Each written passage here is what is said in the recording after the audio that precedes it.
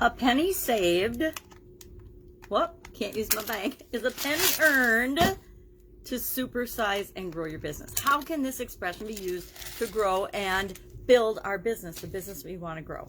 This is actually an idiom from the 16th century. It's attributed to Ben Franklin, but he never actually said it. In 1737, as Poor Richard, he wrote about it, but he never actually said it, although he is attributed with saying a penny saved is a penny earned on almost all sources.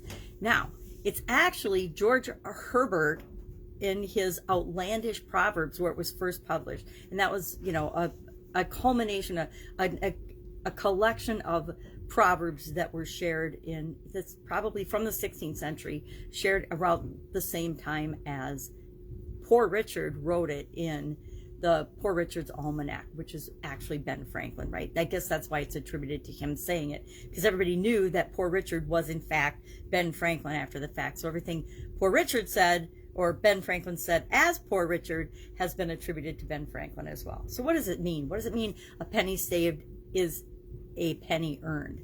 And is that true today? Now, maybe it was true in the 16th century in Ben Franklin's time, because they didn't have banks in places where people saved and put their money and earned interest and all the interesting mathematical things that we've done with money nowadays. They didn't have, banks, they didn't have computers, they didn't have any of the things that we have available to us now.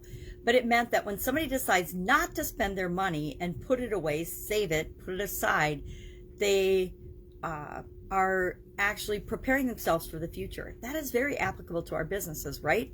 Sometimes, and how much of our business energy is spent in the area of finance, cash flow, profits, taxes, accounting, expenses, assets, liabilities, all of it, long-term and short-term goals and financial goals, and how do we achieve each of those? Worth versus value. Value is, of course, the value that we provide to the people that we serve through our products and services. And value is not the same as cost of production, cost of manufacturing, cost of delivery. Those are two very different things. Although in my early years, people often got them confused, and they thought, well, if it costs you $2 to make a package of ravioli, you should sell it for $2. I'm like, hello, obviously you know nothing about business and how it works. So did a lot of training and a lot of education on that in my early years in business. But how do we use this? How do we use knowing that people want to get a good value for their money and they want to save money? How can we use this in our business to grow our business? Well, we can make sure that we're providing incredible value to people. In the offline world, we had different ways of calculating what we charge for products and services. And the online world, it's a whole different ballgame, because the actual cost of delivery is so much less than in the brick and mortar world. So depending on the type of business that you have, it's going to determine how you determine and how you establish your pricing and your structures and things. But online, I have a personal rule of thumb that I want to make sure I'm providing 10 times the amount of value. The value of what I share is worth at least 10 times what I ever ask anyone to give me in return for that. And my other thing on this whole a penny saved is a penny earned topic is never compete solely on price. Unless you can be the absolute positive lowest price, lowest cost provider of a product or service, never compete on price, because there's only one lowest price competitor, and there's no advantage. There's no competitive advantaging to be the second least expensive. People don't go to you because you're the second least expensive. If people are shopping on price, that's a very competitive, tough industry to be in. And we want to always differentiate ourselves and let people know what they're getting from us versus from everybody else that does something that's maybe similar to us.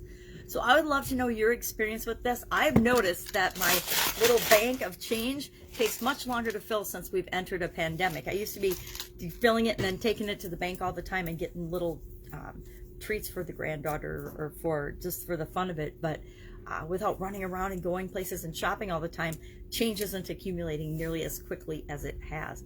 And then we could get into the whole topic of interest rates and, what do we do with our excess money and our cash flow and all those topics. But again, way too much for an idiom discussion.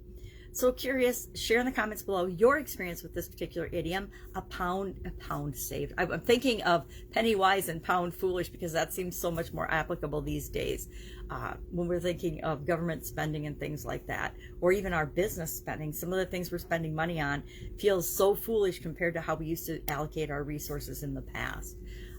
But share in the comments below your experience with this expression, and I will, of course, be with you tomorrow with another interesting idiom.